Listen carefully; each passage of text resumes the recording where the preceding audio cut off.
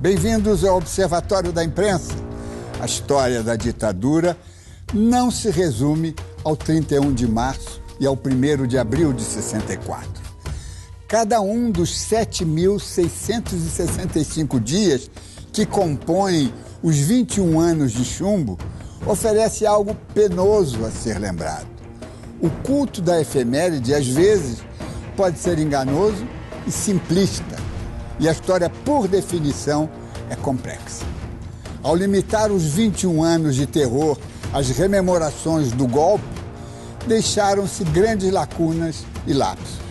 Ficaram de fora os elementos capazes de matizar os personagens.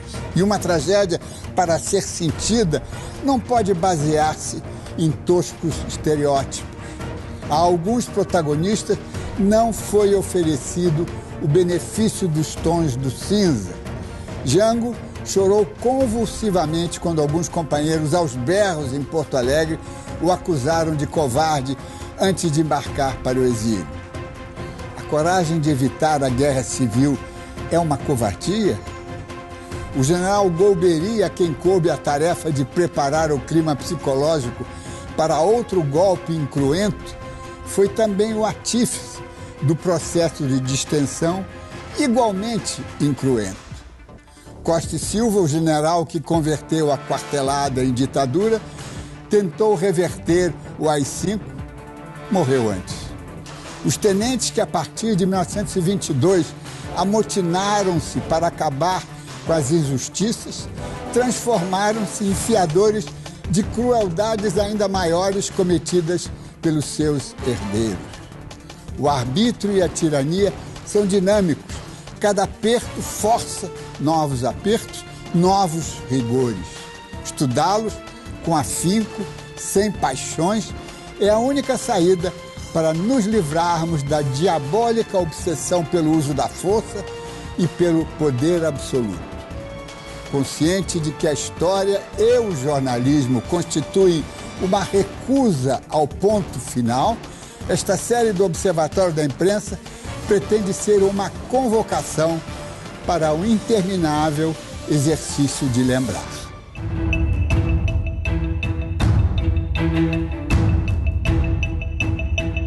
O AI-5 realmente matou a esperança de muita gente e muita gente mudou de ideia por causa do AI-5.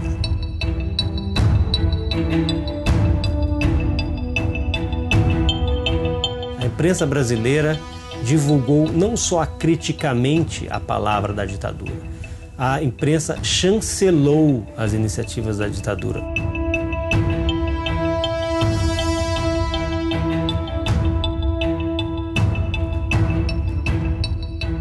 A censura se interiorizando, os jornais perceberam que, muito claramente, que aquela ditadura militar, que antes parecia apenas uma coisa que ia atingir os comunistas, acabava atingindo a todas as pessoas.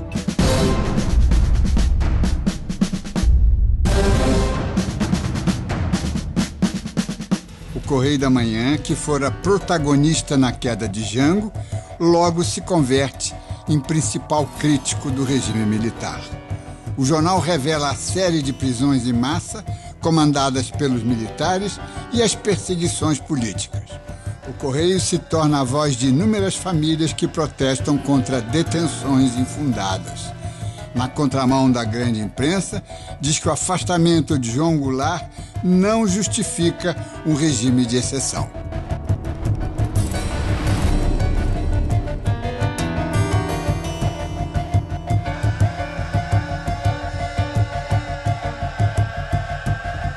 O time de colunistas não se intimida.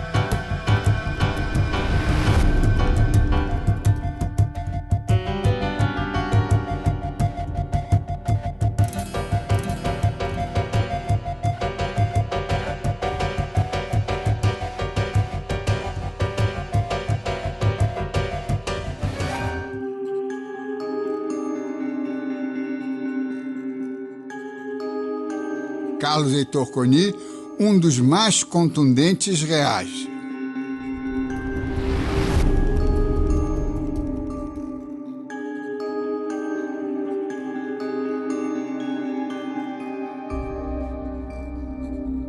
Eu entrei na base da porrada. Eu estava realmente na grossura. Adotei o tom panfletário porque era do qual eu tinha... Porque é defender liberdade, entendeu? Acusar o Castelo Branco disso, daquilo outro, criticar os militares, as torturas.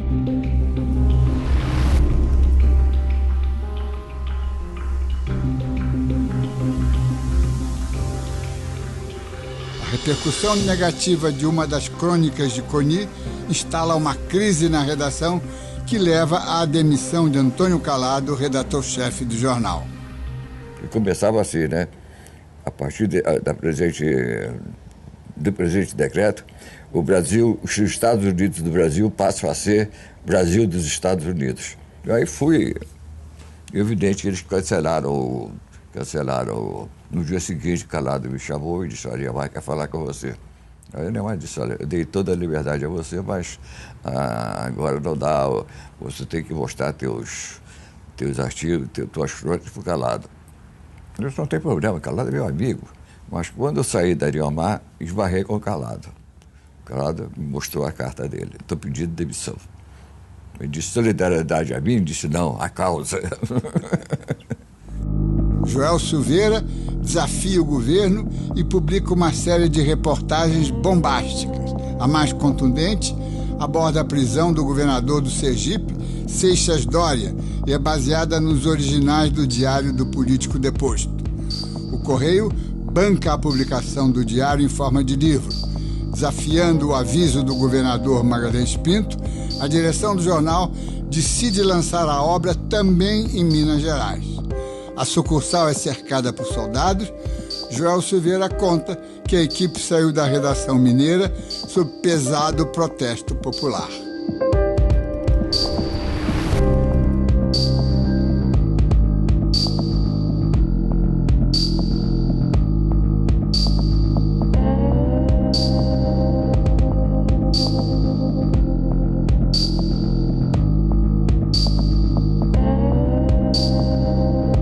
Em novembro de 65, um grupo de 8 intelectuais encabeçado por Antônio Calado organiza um protesto em frente à reunião extraordinária da OEA, presidida por Castelo Branco. Além dos jornalistas Coni e Márcio Moreira Alves, o grupo conta com os cineastas Glauber Rocha, Joaquim Pedro de Andrade, o poeta Tiago de Mello, o teatrólogo Flávio Rangel e o embaixador Jaime de Azevedo Rodrigues. Todos foram presos. Calado ficou muito irritado, a palavra é essa, ele sempre comentava assim, com a ideia de que o Castelo Branco mandasse dizer à OEA que o Brasil estava em plena democracia. O Castelo Branco desceu do carro dele, aí aquela porção de homens engravatados abriram faixas e começaram a gritar: abaixa a ditadura, abaixa a ditadura, vai gritando furiosos. E ninguém entendeu nada. Só que no momento que o Castelo Branco entrou na porta do hotel, a polícia chegou lá com a maior violência, torcendo o braço das pessoas, dando soco no estômago. Nós era um grupo chamado Os Oito do Glória. Né? Quem deu o título foi o Drummond. Então nós ficamos sabendo que estávamos presos e que o Juraci Magalhães estava preparando um decreto para mandar a gente para Fernando de Noronha. Aí eu me senti, aí foi chato, né? Disse: poxa, tem tanta coisa para fazer, família, crianças pequenas. Eu fiquei muito chateado, mas o que eu ia fazer? Não ia pedir arrego.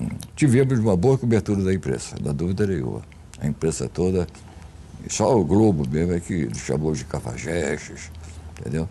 Gustavo Cossão falou: nenhum deles é jornalista, são freelancers. Quando eu fui depor no Ministério da Guerra, com o Costa Silva, que me recebeu muito bem, me recebeu com muita gentileza,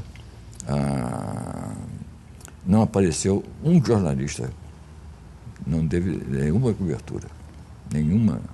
Fui expulso da ABI e do Sindicato de Jornalistas.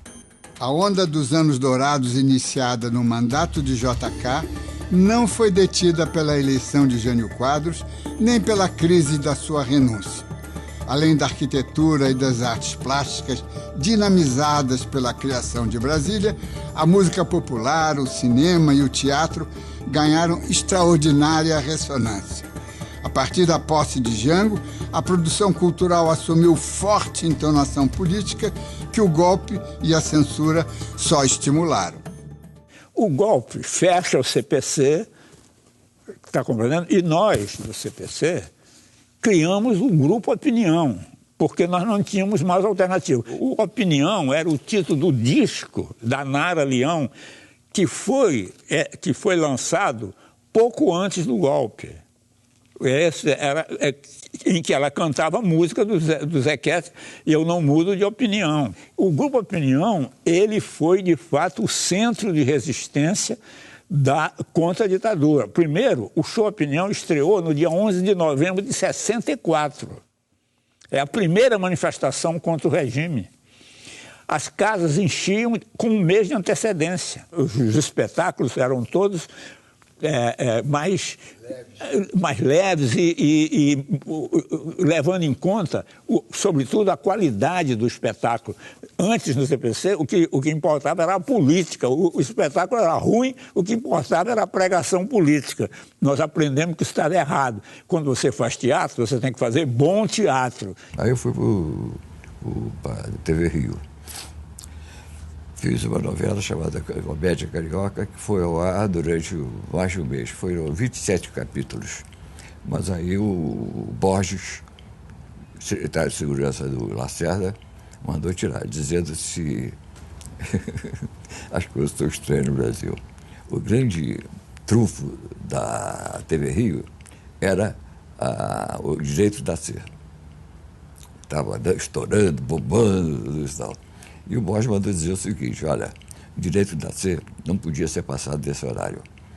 Se vocês mantêm a novela do Boni, nós vamos suspender o direito de nascer. Aí foi o pavor, né? Não pode fazer isso. Eu também, sabendo disso, pedi demissão. Exilado primeiro no Uruguai e depois na Argentina, Jango foi esquecido pela imprensa. A revista Realidade foi exceção. Raros foram os jornais que procuraram o ex-presidente. O cientista político Muniz Bandeira foi ao seu encontro repetidas vezes.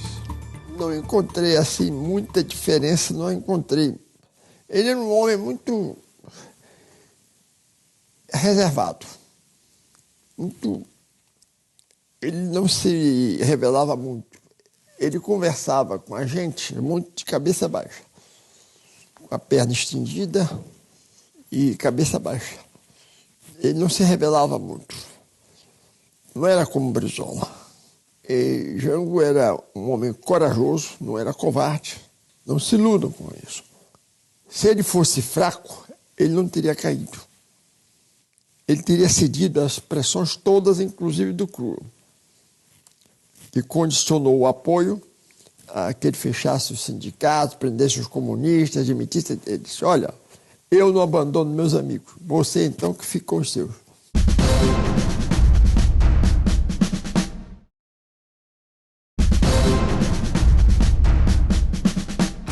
A Frente Ampla conseguiu reunir e aliar ferrenhos adversários que até um ano antes digladiavam-se furiosamente. A audácia de Carlos Lacerda, desta vez, foi bem sucedida. Reuniu-se com JK em Lisboa e com João Goulart no Uruguai e juntos lançaram um veemente manifesto pelo restabelecimento da democracia no Brasil. O próximo grande passo da Frente Ampla é começar a luta dentro da lei pela recuperação do direito do povo votar. Distanciado de Jango, Leonel Brizola não aderiu ao pacto que reuniu os líderes civis mais populares do país. Desprezava o Jango. Nunca teve o menor apreço pelo Jango. Ao contrário, o Jango era complacente.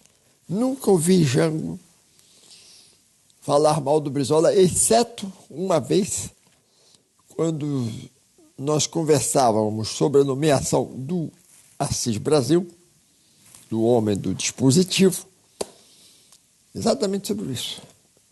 Agora eu lembro, eu não acreditava em dispositivo. Ele disse: essa indicação foi do Brizola, o nome do Assis Brasil. Brizola tem o dedo podre, não sabe escolher. A imprensa noticiou, mas não empenhou-se na consolidação da Frente Ampla, uma das oportunidades perdidas para recuperar o seu compromisso com a legalidade e com a democracia. A Frente Ampla é uma expressão clara, né, de como os setores insatisfeitos com a ditadura tomaram rumos diferenciados. O Carlos Lacerda, que foi um dos grandes líderes civis no momento da instauração da ditadura, ele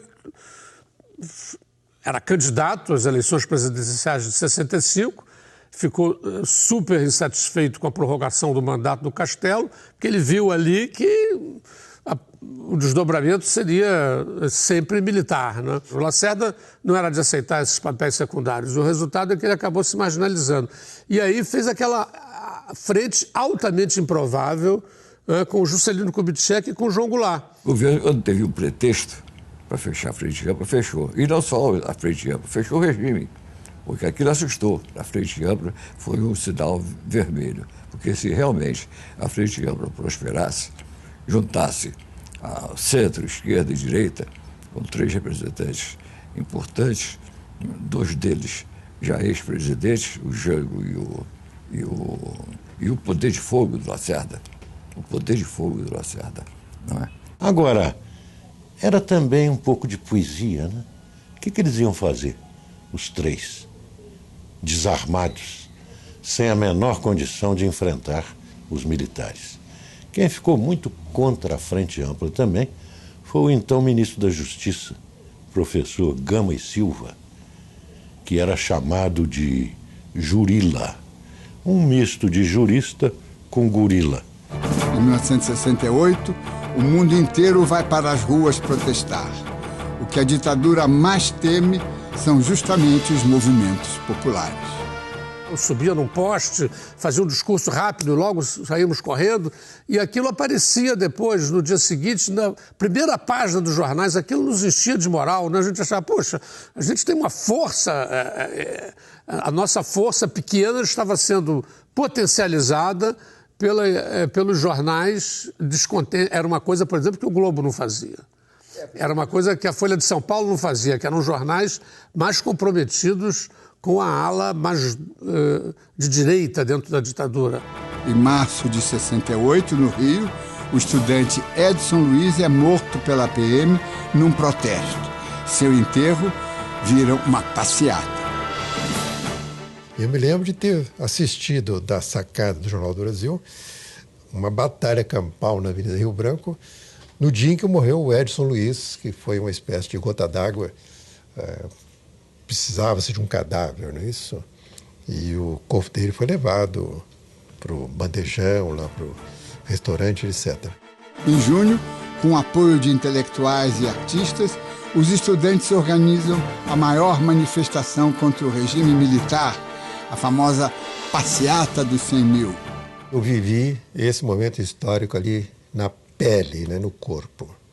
Eu trabalhava na pesquisa do JB em 68, o Gabeira era o chefe da pesquisa, e eu descia do ônibus ali em frente, na Rio Branco, na Getúlio Vargas, e descia em pleno campo de batalha. Cavalos, cavaleiros, bomba de gás lacrimogênea, às vezes era difícil chegar ao jornal. Eu vi Vladimir Palmeira fazendo discurso, né? Fazia esse discurso de gravata. As pessoas iam para os comícios como se fosse uma cerimônia muito séria. Vi o Vladimir falando ali em frente ao Jornal do Brasil. Vi o pessoal da manifestação dos 80 mil e depois dos 100 mil cobrando da Condessa, né? Condessa, exigindo que o jornal tivesse uma posição mais agressiva. Eu comecei a tentar conciliar as minhas opções políticas com o meu trabalho no momento em que surgiram as grandes manifestações. Então, cobrir as grandes manifestações estudantis já era entendido por nós como uma contribuição política, uma maneira de contribuir politicamente. A gente também tentava pressionar o sindicato dos jornalistas para se manifestar sobre a situação nacional. E também nós, em determinado momento, criamos um grupo chamado Grupo de Jovens Jornalistas, que tentava participar das manifestações, mas de uma forma um pouco mais organizada, trocando informações, procurando atuar hoje como, digamos assim, era um precursor dessa mídia ninja, no sentido que procurava atuar dentro do movimento mesmo, em sintonia com ele. Em São Paulo, em outubro, a direita estudantil ajuda as forças da repressão a conter a maré contra o regime. Morre outro estudante.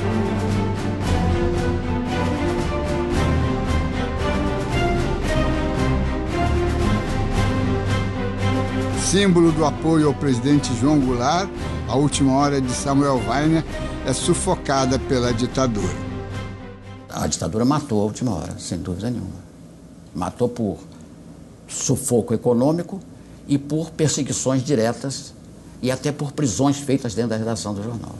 Em novembro de 68, a última hora foi invadida por 3 oficiais do Exército. Eles se diziam da Escola Superior de Guerra. Eram 2 coronéis e um major que se instalaram dentro da última hora e diziam o que podia sair e o que não podia sair no jornal. Foi uma censura absolutamente direta.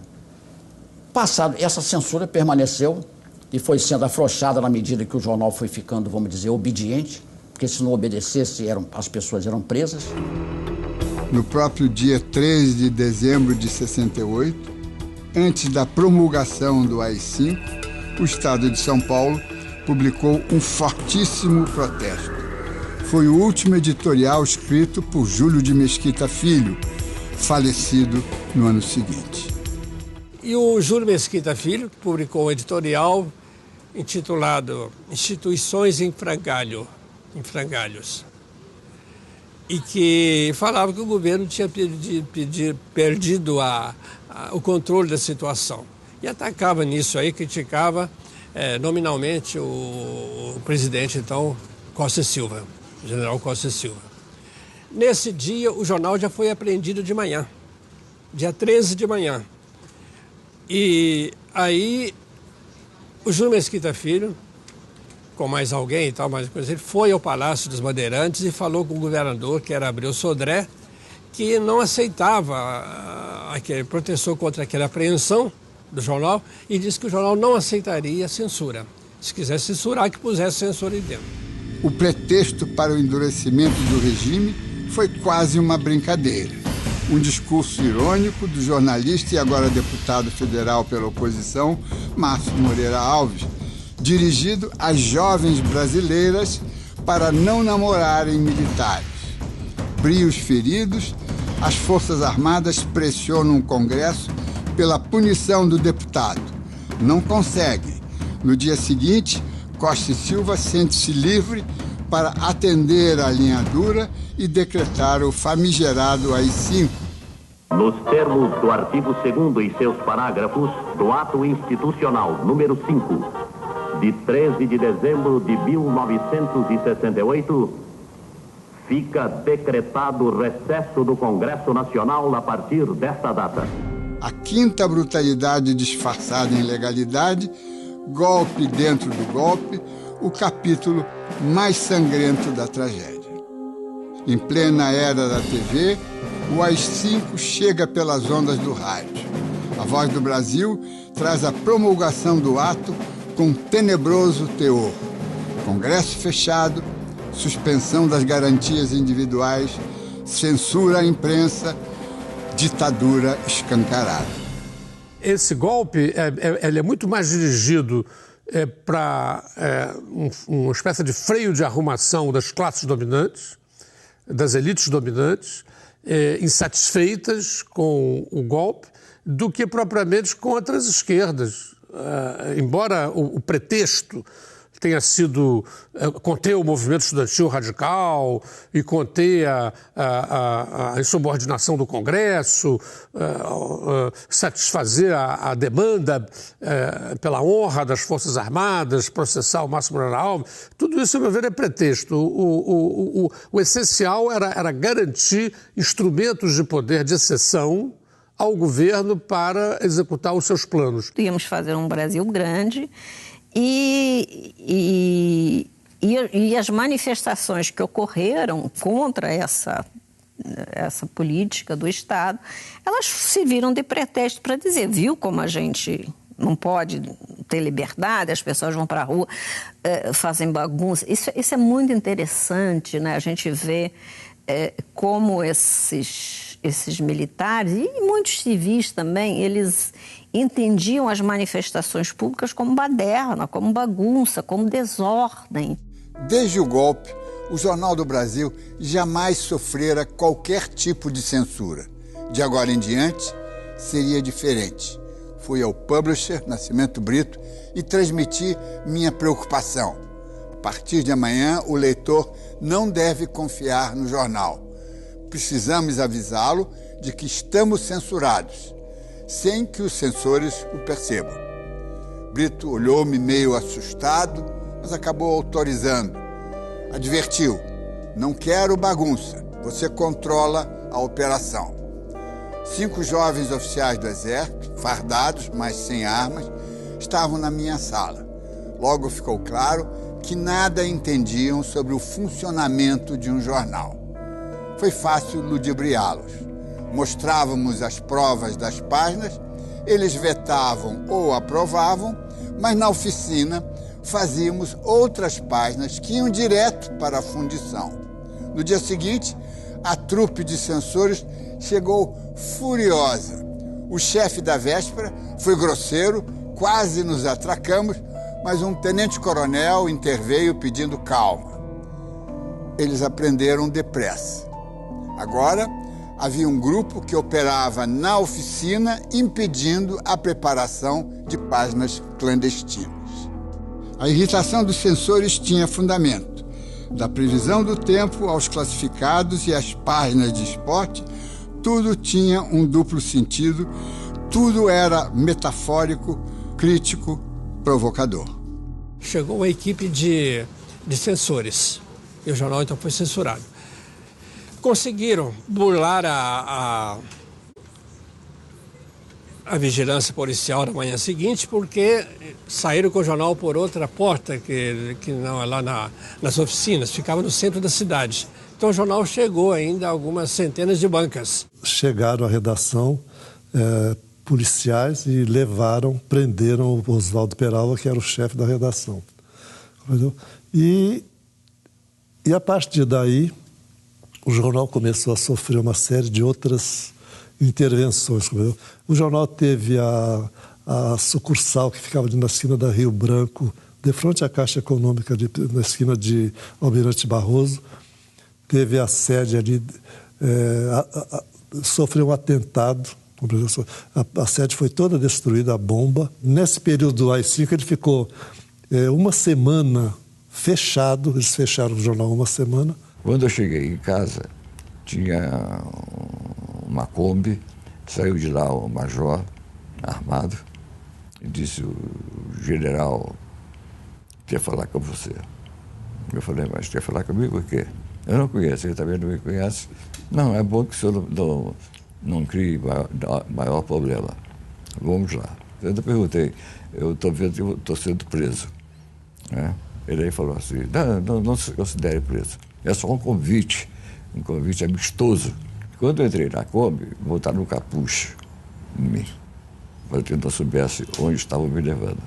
Um capuz já usado, para todo o suor de outras pessoas tivesse usado. Eu não tinha furo nem nada. Eu era chefe de redação de Realidade no dia 13 de dezembro de 1968, sexta-feira. Dia 13, sexta-feira, saiu o AI-5 e também a Realidade saiu nas bancas com o seu número de dezembro e a cara de Luiz Carlos Prestes, olha bem, na capa, que tinha dado uma entrevista exclusiva para nós no exílio. Ele estava em Moscou e o chefe de redação do jornal, o diretor da revista, tinha ido a Moscou entrevistar. Olha, segunda-feira de manhã, eles chegaram na Abril para me prender, achando que era eu que tinha ido a Moscou fazer revista. Ele nem acha que diz na reportagem que tinha sido bom. Na mesma hora, isso já em No AI-5, primeiro dia depois do AI-5, eu saí pelos fundos, já comecei, outra vez não, né? E saí pela freguesia do Ó e desapareci. Pela primeira vez, a nossa geração experimentou a violência da censura prévia. 3 semanas depois, veio coisa ainda pior. O JB negociara com o comando militar a saída dos censores da redação. E para evitar que eu tentasse inventar nova resistência, fui preso pela segunda vez. Quando me libertaram, fui para o jornal e logo informado de que não haveria mais militares na redação. Foram substituídos por um fantasma humilhante que nos convertia em censores de nós mesmos. Autocensura. Belo negócio armou a direção da SA Jornal do Brasil para fingir que enfrentava a ditadura. Os jornais que antes tinham apoiado o regime militar e que depois, quando se viram o seu poder e a sua autoridade para eles contestada com os militares na redação, eles vão mudar. Um deles, Roberto Marinho, que não podia suportar um militar dando ordens na sua redação. E ele vai permitir não só a permanência de jornalistas comunistas, como de pessoas que depois foram para a guerrilha. Ele dizia, nos meus comunistas ninguém bota a mão. Ele dizia isso, né? Que opções havia para um jornalista que ia trabalhar e via lá no quadro de avisos que naquele dia as proibições determinadas eram essa, essa e essa. Ele deveria tentar publicar uma matéria. Depois do AI-5, a censura política que havia moderadamente no período anterior, ela ficou muito forte, como é famoso, inclusive, os bilhetinhos, as proibições determinadas, os telefonemas para as redações. Eu me lembro de um, que era um coronel, que veio e no começo ele ficava muito constrangido. Na hora que ele tinha alguma coisa para cortar, ele dizia, ele mostrava a matéria, né, para mim, e dizia, olha, esse trecho aqui não pode sair para cortar. Daí eu dizia para ele, tá bom, então o senhor corta. Aí ele falou, mas não precisa eu cortar, você tira, você mesmo, com a sua mão. Eu falei, mas, coronel, não posso, né, não estou autorizado a fazer. E é sacanagem, né? Não estou autorizado a fazer isso. Aí o senhor vai pegar e fazer, né? Quer dizer, porque depois vão descobrir que fui eu que fiz esse risco. E como é que eu vou provar que foi o senhor que mandou? Daí ele, com muita vergonha e tal, fez um risquinho assim de leve, mais leve que ele conseguiu com a caneta. E depois eu acho que lá no Exército eles começaram a discutir, ninguém queria fazer esse serviço. Acabou passando para a Polícia Federal. Eu acredito que mesmo se essa imprensa liberal tivesse tomado posições mais consequentes, isso pouco adiantaria na época, porque já tínhamos ali uma outra dinâmica instaurada e não podemos esquecer que mesmo nesses jornais liberais havia gente que criticava a ditadura e que fazia o possível dentro ali dos limites para passar críticas, mas havia muita gente também que colaborava com a ditadura. Você já imaginando que você vai ser cortado, você já começa a não fazer certas matérias, certo, né? Olha, soubemos, teve um caso de tortura evidente aqui, mas olha, nem adianta, para quê? Não vai cortar mesmo. Aí é a censura ganhando de você de 10-0, porque às vezes chegava aqui o censor e falava, poxa, que essa edição está perfeita, viu? Não tem nada para cortar, claro, não, porque você nem tentava.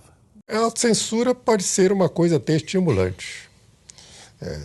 Você debita ao sistema, debita ao outro, o não publicar certas coisas, né? Você tem um superego controlando o seu universo. E, nesse sentido, construiu-se um sistema um pouco complexo. Eu acho que a literatura, nesse sentido, passou a recolher uma série de coisas que não poderiam ser postas no jornal diretamente. Tanto no romance quanto na poesia. A literatura usava da metáfora, usava certos disfarces, esperando dias melhores.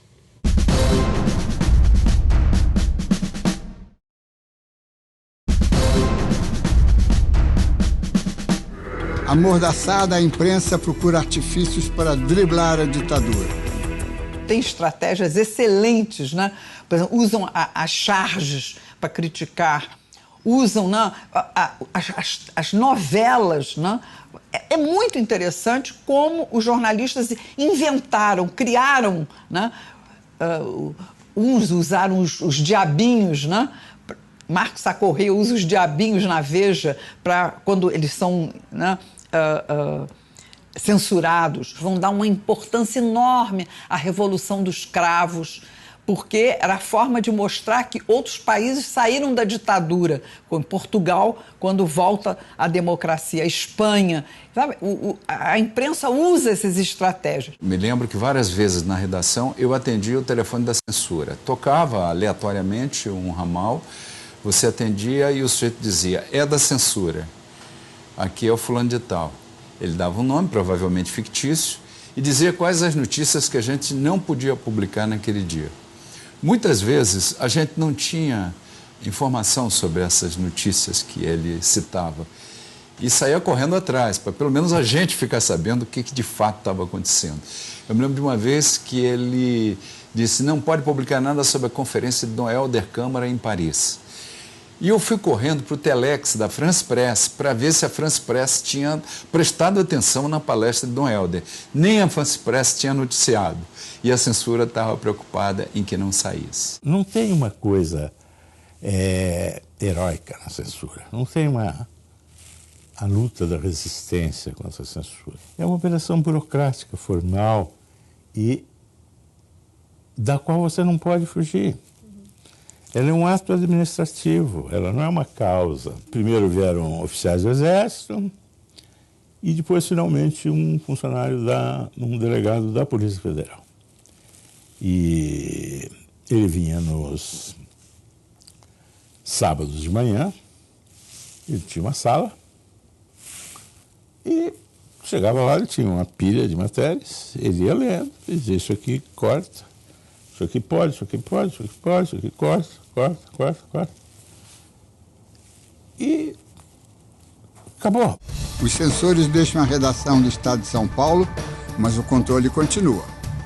Por telefone, por bilhetes, né? E o jornal não aceitava. O jornal não aceitava a autocensura. Ele punha na página o que devia sair. Mas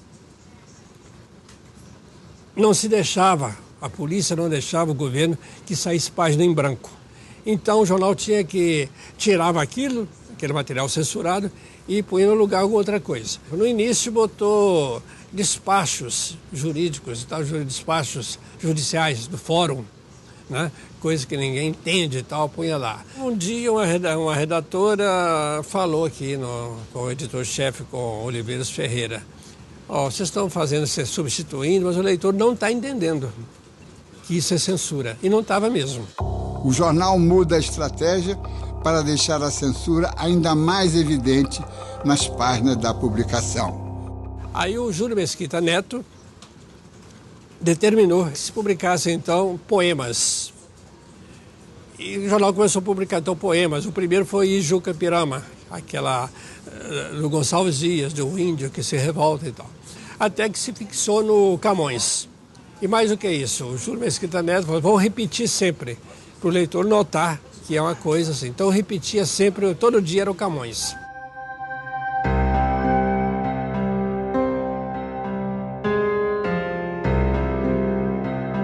O recurso é estendido ao Jornal da Tarde. Enquanto isso, o Jornal da Tarde, que já existia e era dirigido pelo Rui Mesquita, publicava receitas de bolos e doces, nesse espaço que não podia deixar em branco. Também não se entendeu no início. Teve muita dona de casa que ligou para cá reclamando que as receitas não davam certo. E não davam, porque ou eram receitas inventadas, ou elas também paravam no meio. O jornal publicou uma edição contando tudo que tinha acontecido naquele período, inclusive o atentado, o assalto à redação, a prisão deles. A própria Neomar também depois foi presa, o atentado lá da sucursal, do prédio da sucursal na Avenida Rio Branco, e contou tudo. Só que a censura que tinha sido levantada naquele dia interditou o jornal, não deixou o jornal circular. Cada vez que eles manietavam o jornal parece que voltava com mais força, tá entendendo? E denunciava mesmo, fazia editoriais bravos e tal. E conforme o grau de ataque ou de crítica, eles aí fechavam. Então, o jornal foi pouco a pouco, como se diz, perdendo força, tá entendendo? Já não tinha mais anúncios, eles realmente fizeram um cerco econômico muito forte junto às agências de publicidade e também impediram que as fontes oficiais de anúncio do governo, os ministérios, como todos eles têm aquela publicidade legal que eles chamam, o Correio da Manhã foi cortado disso. A frouxa resistência da grande imprensa ao AI-5 foi a responsável direta pelo surgimento de um formidável adversário da ditadura, a pequena imprensa, a imprensa nanica, alternativa. Vai surgindo uma imprensa alternativa, né? Para dar lugar, para poder criticar o governo, né? Aí surgem os jornalistas jovens, né? As pessoas que queriam criticar o governo. A forma de entrar foi muito a imprensa alternativa, né? Que teve um papel importante na formação de novos jornalistas. Eu trabalhava no Jornal do Brasil e nós constatamos ali no Jornal do Brasil que a censura ganhou uma nova dimensão, que ela interiorizou, ela entrou dentro dos jornais, havia um grupo de censores dentro do jornal. Essa foi a qualidade negativa maior do AI-5, foi a de exatamente interiorizar a censura nos jornais. O que nós fazíamos? Nós tentávamos, de alguma maneira, combater a censura, né? Eu contribuía para fazer um pequeno jornal chamado Resistência, em que nós dávamos as notícias e mimeografávamos e distribuíamos as notícias que não eram publicadas, que eram censuradas. Eu coloquei para o Jango a necessidade dele nos dar um apoio.